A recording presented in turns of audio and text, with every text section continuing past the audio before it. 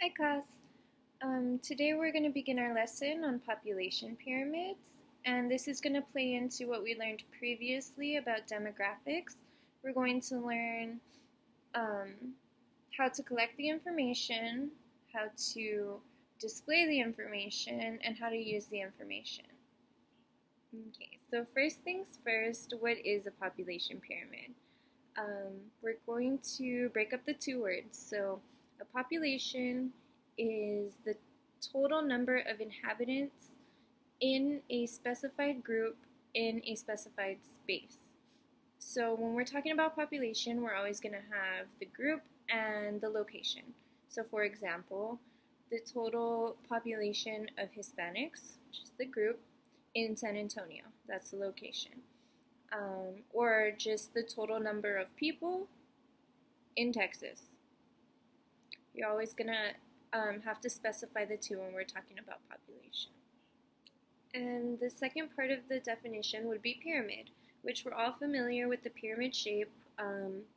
It's wider on the bottom and tapers off at the top. So a population pyramid usually shows the breakdown of age ranges within a specific location. And when we're talking about population pyramids, it's usually larger aggregate data. So you're not likely to see a population pyramid for a neighborhood. You're more likely to see it for a large city or a country. So the reason that they're pyramid shaped is because we gain more people each year than we lose. As people age, um, we lose more and more people. So the 0 to 5 range is usually pretty broad, and then childhood, teen years, middle age, into senior citizens, and to where it eventually tapers off. Another important aspect of population pyramids is that they're usually divided by sex. So on one half of the pyramid, you'll see the measurements for males, and on the other side for females. So you can tell a lot about a certain population or location, rather, based on their population pyramid. You can tell or infer something that might have happened in the past to cause spikes in population or decreases in population. And you can also make inferences about what you might need for that society in the future. We're going to take a look at a couple of examples of population pyramids and make some analyses about them. So this is a population pyramid of the United States in 2014.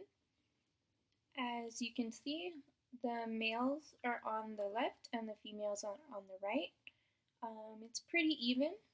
There's slightly more females than males, and females live slightly longer than males. As we can clearly see, it's not a perfect triangle, it's not a perfect pyramid shape. There are two little spikes in which the population has increased. We call those baby booms. They usually happen after wars when soldiers return home, or during times of economic prosperity where people are able to afford to have more children.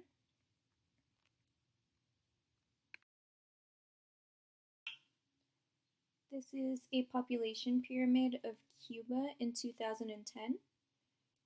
You may wonder, whoa, what happened in 1970 in Cuba to make the population increase so drastically? Which is when you do a little research and you find out that Cuba led a huge marriage campaign that promoted marriage, and it was also a time of great economic prosperity. So all of these people were getting married and could afford to have lots of children. So that's what caused the spike in population. So taking it a step further, eventually all of these people will age. So what do aging people need? When we're planning for a society and we know in 20 years, we're going to need more medical care, more senior services, more nursing homes, maybe. And this is what I mean when I say it can help you plan for the future of a society. This is a population pyramid of Qatar in 2014. As we can see, there's a drastic difference between the number of males in the society and the number of females. Several years ago, and even still, um, women in this society were undervalued.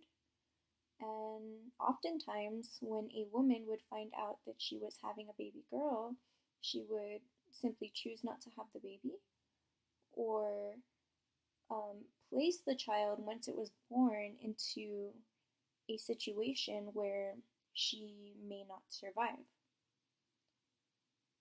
This causes problems for a society later down the road.